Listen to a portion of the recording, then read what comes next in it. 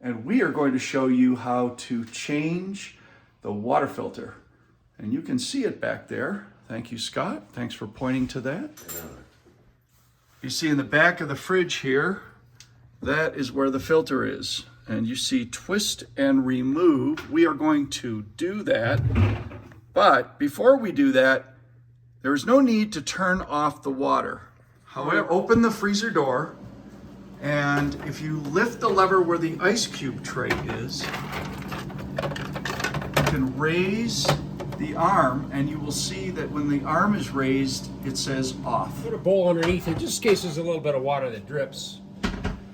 And now what we're going to do is we're going to twist this to remove.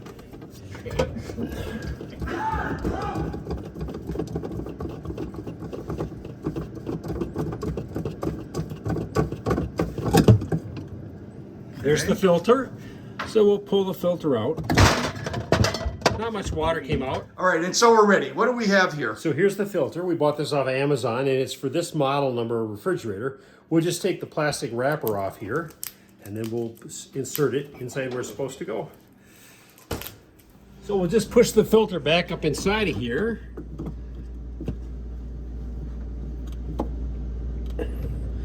And then we'll screw this piece back in. And when it screws all the way in, it'll make sure.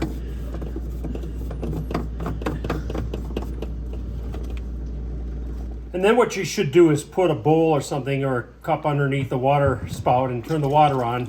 And it tends to burp and spit a little bit because there's going to be air in the lines.